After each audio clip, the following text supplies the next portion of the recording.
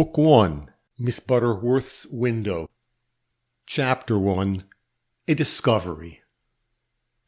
I am not an inquisitive woman, but when in the middle of a certain warm night in September, I heard a carriage draw up at the adjoining house and stop, I could not resist the temptation of leaving my bed and taking a peep through the curtains of my window. First, because the house was empty, or supposed to be, the family still being, as I had every reason to believe in Europe, and secondly, because not being inquisitive, I often miss in my lonely and single life much that it would be interesting and profitable for me to know. Luckily, I made no such mistake this evening. I rose and looked out, and though I was far from realizing it at the time, took, by so doing, my first step in a course of inquiry which has ended— but it is too soon to speak of the end. Rather, let me tell you what I saw when I parted the curtains of my window in Gramercy Park on the night of September 17th, 1895. Not much at first.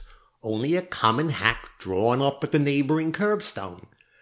The lamp which is supposed to light our part of the block is some rods away on the opposite side of the street, so that I obtained but a shadowy glimpse of a young man and woman standing below me on the pavement. I could see, however, that the woman, and not the man, was putting money into the driver's hand. The next moment they were on the stoop of this long-closed house, and the coach rolled off. It was dark, as I've said, and I did not recognize the young people. At least their figures were not familiar to me, but when in another instant I heard the click of a night key and saw them, after a rather tedious fumbling at the lock, disappear from the stoop, I took it for granted that the gentleman was Mr. Van Burnham's eldest son, Franklin, and the lady some relative of the family, though why this, its most punctilious member, should bring a guest at so late an hour into a house devoid of everything necessary to make the least exacting visitor comfortable, was a mystery that I retired to bed to meditate upon. I did not succeed in solving it, however, and after some 10 minutes had elapsed, I was settling myself again to sleep, when I was re-aroused by a fresh sound from the quarter mentioned.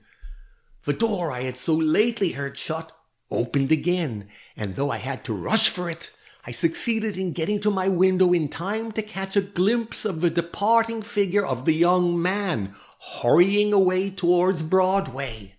The young woman was not with him, and as I realized that he had left her behind in the great empty house without apparent light and certainly without any companion, I began to question if this was like Franklin Van Burnham. Was it not more in keeping with the recklessness of his more easy-natured and less reliable brother, Howard, who some 2 or 3 years back had married a young wife of no very satisfactory antecedents, and who, as I had heard, had been ostracized by the family in consequence?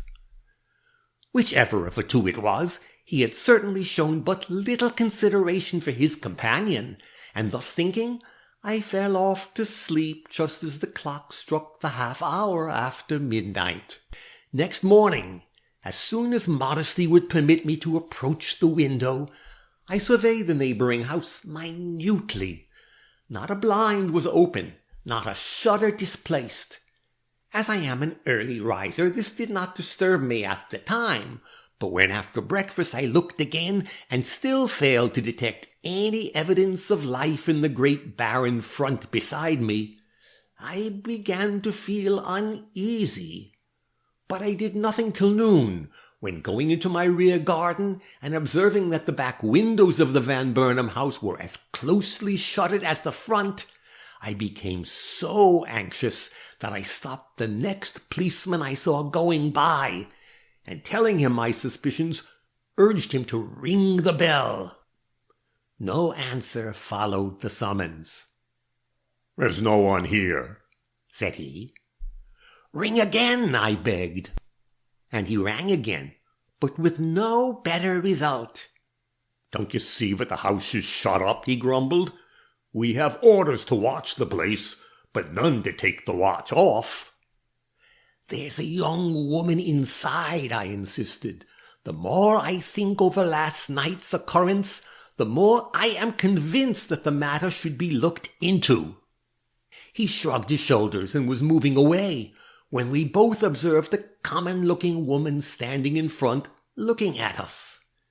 She had a bundle in her hand, and her face, unnaturally ruddy though it was, had a scared look, which was all the more remarkable from the fact that it was one of those wooden-like countenances which under ordinary circumstances are capable of but little expression. She was not a stranger to me. That is, I'd seen her before in or about the house in which we were at that moment so interested, and not stopping to put any curb on my excitement, I rushed down the pavement and accosted her. "Who are you?" I asked. "Do you work for the Van Burnhams, and do you know who the lady was who came here last night?"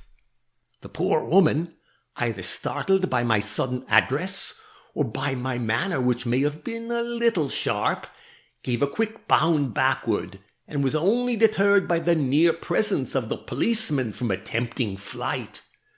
As it was, she stood her ground, though the fiery flush which made her face so noticeable deepened till her cheeks and brow were scarlet.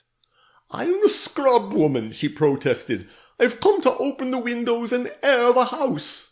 Ignoring my last question, "Is the family coming home?" the policeman asked. "I don't know.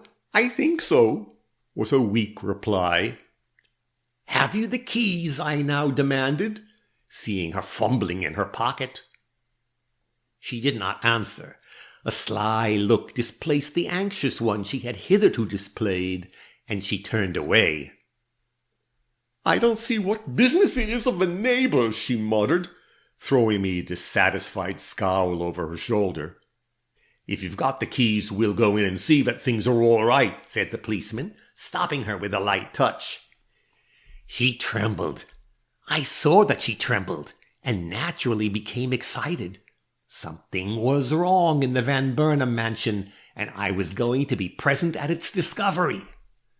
But her next words cut my hope short. "I have no objection to your going in," she said to the policeman, "but I will not give my keys up to her. What right has she in our house, anyway?" And I thought I heard her murmur something about a meddlesome old maid. The look which I received from the policeman convinced me my ears had not played me false. "The lady's right," he declared, and pushing me quite disrespectfully, he led the way to the basement door, into which he and the so-called cleaner presently disappeared. I waited in front. I felt it to be my duty to do so. The various passers-by stopped an instant to stare at me before proceeding on their way, but I did not flinch from my post. Not till I had heard that the young woman whom I'd seen enter these doors at midnight was well, and that her delay in opening the windows was entirely due to fashionable laziness, where I feel justified in returning to my own house and its affairs. But it took patience and some courage to remain there.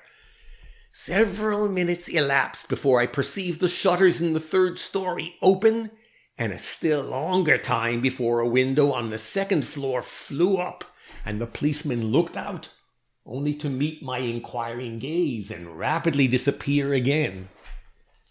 Meanwhile, 3 or 4 persons had stopped on the walk near me, the nucleus of a crowd which would not be long in collecting, and I was beginning to feel I was paying dearly for my virtuous resolution, when the front door burst violently open, and we caught sight of the trembling form and the shocked face of the scrub woman.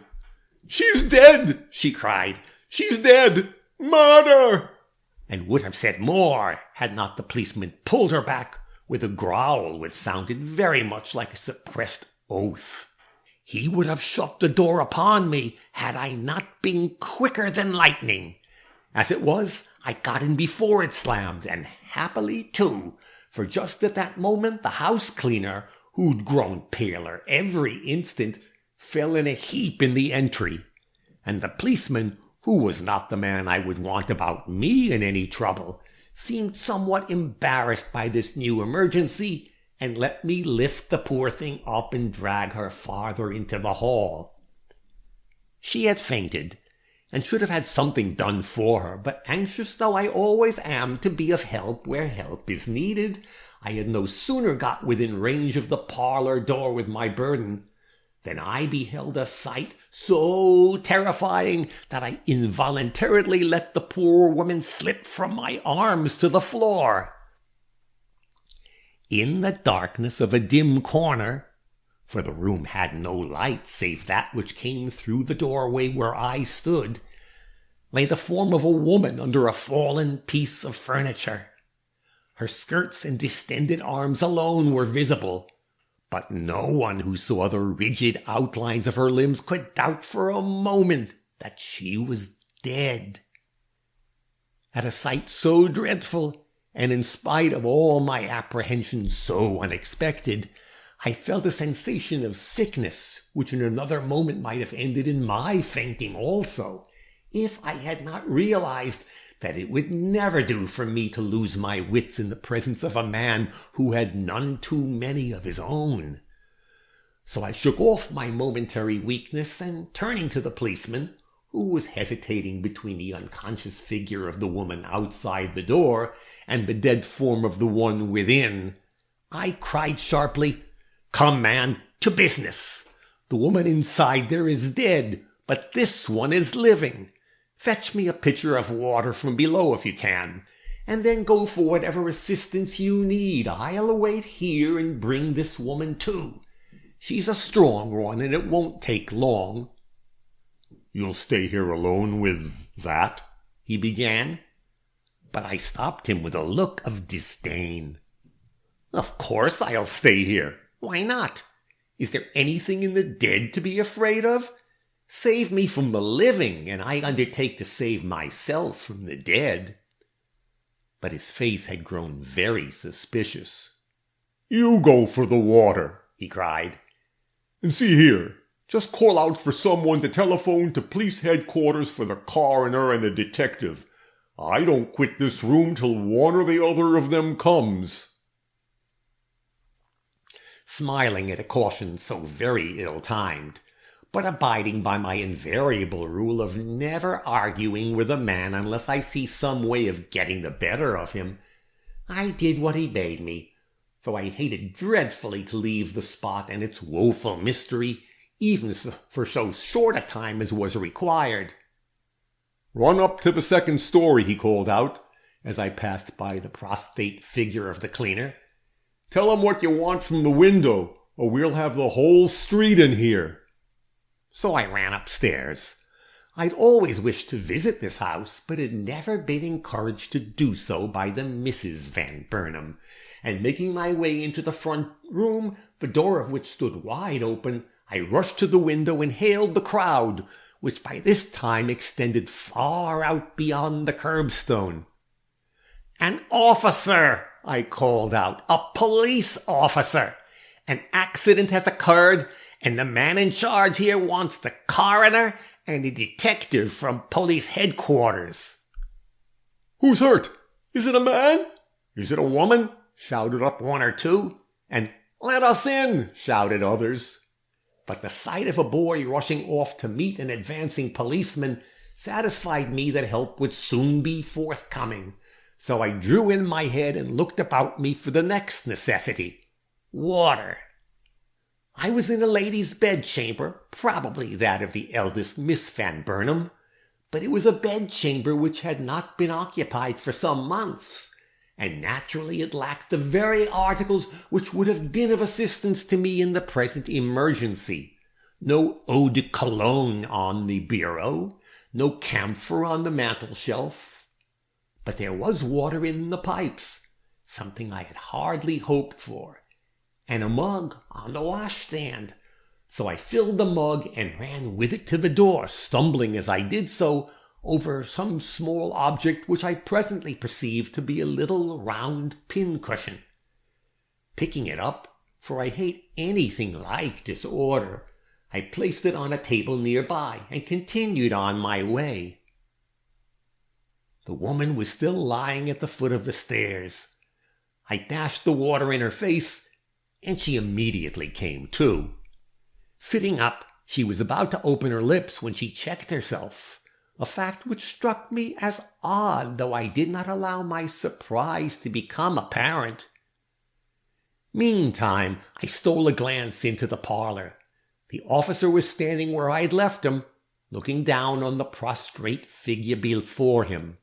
There was no sign of feeling in his heavy countenance, and he had not opened a shutter, nor, so far as I could see, disarranged an object in the room. The mysterious character of the whole affair fascinated me in spite of myself, and leaving the now fully aroused woman in the hall, I was halfway across the parlor floor when the latter stopped me with a shrill cry. "Don't leave me! I've never seen anything before so horrible! The poor dear! The poor dear! Why don't he take those dreadful things off her?" She alluded not only to the piece of furniture which had fallen upon the prostrate woman, and which can best be described as a cabinet with closets below and shelves above, but to the various articles of bric-a-brac which had tumbled from the shelves and which now lay in broken pieces about her. "He will do so. They will do so very soon," I replied. "He's waiting for someone with more authority than himself. For the coroner, if you know what that means." "But what if she's alive? Those things will crush her. Let us take them off.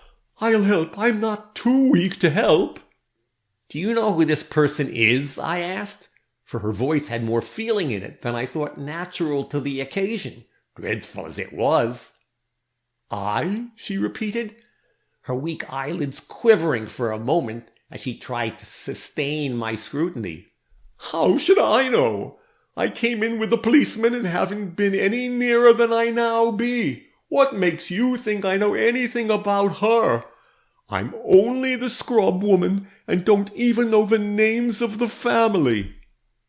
"I thought you seemed so very anxious," I explained, "suspicious of her suspiciousness, which is of so sly and emphatic a character that it changed her whole bearing from one of fear to one of cunning in a moment." "And who wouldn't feel like the like of that for a poor creature lying crushed under a heap of broken crockery?" "Crockery! Those Japanese vases worth hundreds of dollars, that Ormulu clock, and those Dresden figures which must have been more than a couple of centuries old." "It's a poor sense of duty that keeps a man standing dumb and staring like that, when with the lift of his hand he could show us the like of her pretty face, and if it's dead, she be or live." As this burst of indignation was natural enough, and not altogether uncalled for from the standpoint of humanity, I gave the woman a nod of approval, and wished I were a man myself, that I might lift the heavy cabinet, or whatever it was that lay upon the poor creature before us. But not being a man, and not judging it wise to irritate the one representative of that sex then present, I made no remark, and only took a few steps farther into the room, followed, as it afterwards appeared, by the scrub woman. The Van Burnham parlors are separated by an open arch. It was to the right of this arch and in the corner opposite the doorway that the dead woman lay. Using my eyes, now that I was somewhat accustomed to the semi-darkness enveloping us, I noticed 2 or 3 facts which had hitherto escaped me. One was that she lay on her back, with her feet pointing towards the hall door, and another, that nowhere in the room, save in her immediate vicinity, were there to be seen any signs of struggle or disorder. All was as set and proper as in my own parlour when it had been undisturbed for any length of time by guests, and though I could not see far into the rooms beyond, they were to all appearance in an equally orderly condition. Meanwhile, the cleaner was trying to account for the overturned cabinet. Poor dear, she must have pulled it over on herself. But how ever did she get into the house? And what was she doing in this great empty place? The policeman, to whom these remarks had evidently been addressed, growled out some unintelligible reply, and in her perplexity the woman turned towards me. But what could I say to her? I had my own private knowledge of the matter, but she was not one to confide in, so I stoically shook my head. Doubly disappointed, the poor thing shrank back, after looking first at the policeman and then at me in an odd, appealing way, difficult to understand. Then her eyes fell again on the dead girl at her feet, and being nearer now than before, she evidently saw something that startled her, for she sank on her knees with a little cry and began examining the girl's skirts. "What are you looking at there?" growled the policeman. "Get up, can't you? No one but the coroner has right to lay hand on anything here." "I'm doing no harm," the woman protested, in an odd, shaking voice. "I only wanted to see what the poor thing had on. Some blue stuff, isn't it?" she asked me. "Blue serge," I answered. "Store-made, but very good. Must have come from Altman's or Stern's." I'm not used to sights like this," stammered the scrub woman, stumbling awkwardly to her feet, and looking as if her few remaining wits had followed the rest on an endless vacation. I think I shall have to go home." But she did not move. "The poor dear's young, isn't she?" she presently insinuated, with an odd catch in her voice that gave to the question an air of hesitation and doubt. "I think she's younger than either you or myself," I deigned to reply. "Her narrow-pointed shoes show she's not reached the years of discretion."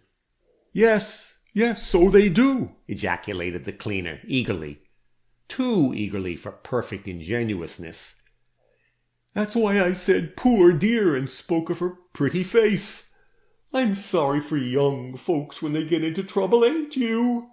You and me might lie here and no one be much the worse for it, but a sweet lady like this." This was not very flattering to me, but I was prevented from rebuking her by a prolonged shout from the stoop without, as a rush was made against the front door, followed by a shrill peal of the bell. "Man from headquarters," stolidly announced the policeman. "Open the door, ma'am, or step back into the further hall if you want me to do it." Such rudeness was uncalled for, but considering myself too important a witness to show feeling, I swallowed my indignation and proceeded with all my native dignity to the front door. End of Book 1, Chapter 1.